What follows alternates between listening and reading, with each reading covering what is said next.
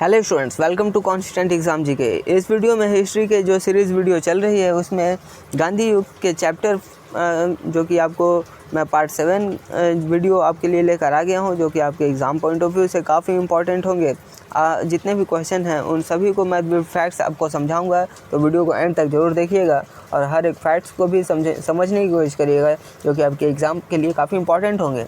और हाँ, अगर आप हमारे चैनल पर नए हैं तो हमारे चैनल को ज़रूर सब्सक्राइब कर लीजिएगा, क्योंकि इस तरह के वैल्यूएबल वीडियोज़ मैं आपके लिए हमेशा लेकर आता रहता हूँ, जो कि आपके एग्ज़ाम पॉइंट ऑफ व्यू से काफ़ी इंपॉर्टेंट होते हैं। तो चलिए बढ़ते हैं अपने पहले क्वेश्चन की ओर। पहला क्वेश्चन है, इंडियन लिबरल फेडरेशन की स्थापना किसने की थी?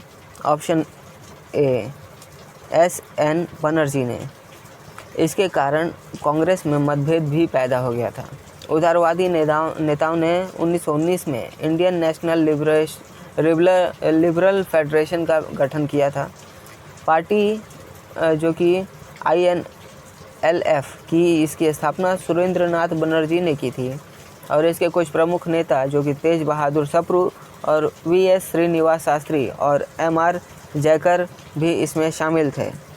नेक्स्ट क्वेश्चन है, दक्षिण अफ्रीका में महात्मा गांधी द्वारा प्रकाशित पत्रिका का नाम था? Option D, Indian opinion. Indian opinion ये भारतीय स्वतंत्रता नेता महात्मा गांधी द्वारा स्थापित एक समाचार पत्र था।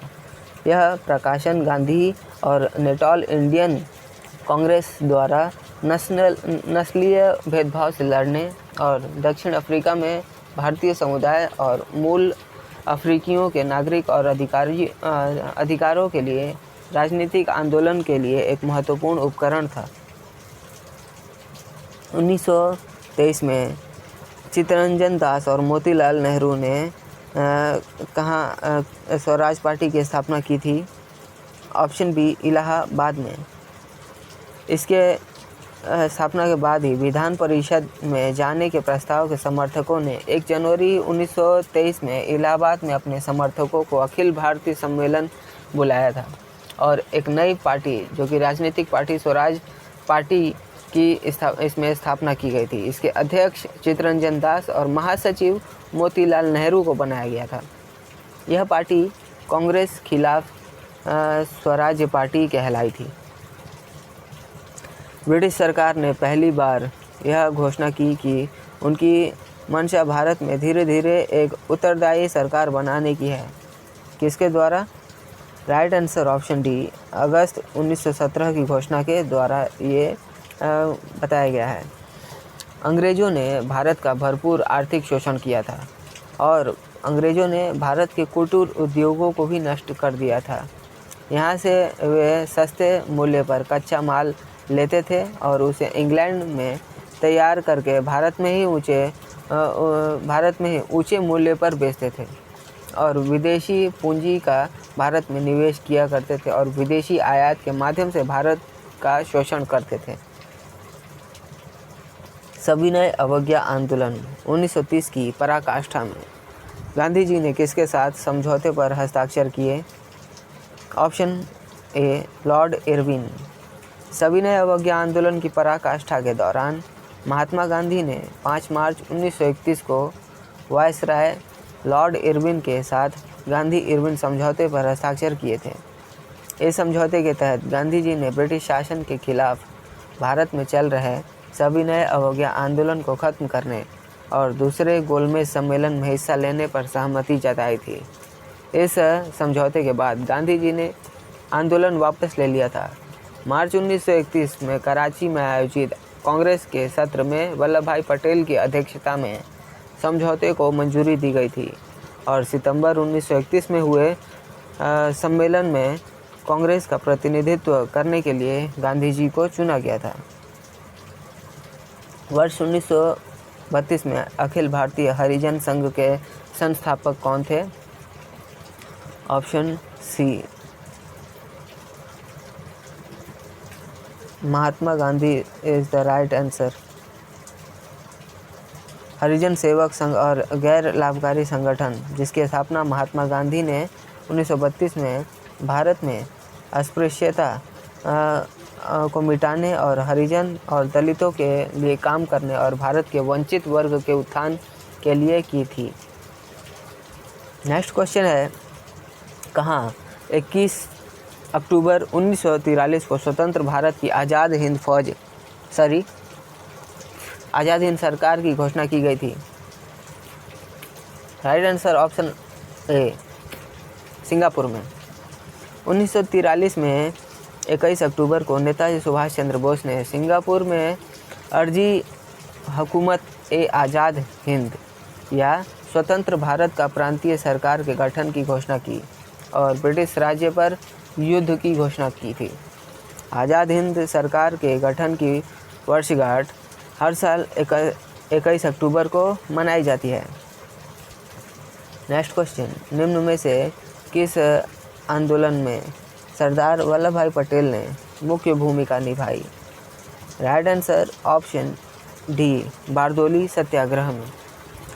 आंदोलन सविनय अवज्ञा आंदोलन का एक प्रमुख हिस्सा था और वल्लभ भाई पटेल ने आंदोलन का नेतृत्व किया था। बारडोली सत्याग्रह के माध्यम से पटेल स्वतंत्र आंदोलन के मुख्य नेताओं में से एक बन गए थे और 1925 में वे बॉम्बे प्रेसिडेंसी सरकार द्वारा कर की दर पर 22% तक बढ़ा दिया था। किसने असहयोग आंदोलन के दौरान विदेशी कपड़ों को जलाया जाना और एक निष्ठुर बर्बादी बताया था? Option D, Rabindranath Tagore. रविन्द्रनाथ टैगोर इस आंदोलन के विरोधी थे और उन्होंने विदेशी कपड़ों को जलाने को मूर्खतापूर्ण बर्बादी कहा था। असहयोग आंदोलन के दौरान रविन्द्रनाथ टैगोर ने विदेशी कपड़ों को जलाने के लिए मूर्खतापूर्ण बर्बादी शब्द गढ़ा था। भारत छोड़ो आंदोलन के समय इंग्लैंड का प्रधानमंत्री था? Option B, Churchill. यहाँ भारत छोड़ो आंदोलन के समय इंग्लैंड के प्रधानमंत्री क्लेमेंट रिचर्ड एटली, जो कि एटली 1945 से 51 तक ब्रिटेन के प्रधानमंत्री रहे थे और उनके प्रधानमंत्री कार्यकाल के दौरान ही भारत को आज़ादी मिली थी। एटली ने युद्ध के बाद ब्रिटेन में सामाजिक सेवाओं और सार्वजनिक क्षेत्रों को बेहतर बनाया था और राष्ट्रीय स्वास्थ्य सेवा बनाई थी। इसके अलावा उन्होंने प्रमुख उद्योग और सार्वजनिक उपयोगिताओं का राष्ट्रीयकरण भी किया था।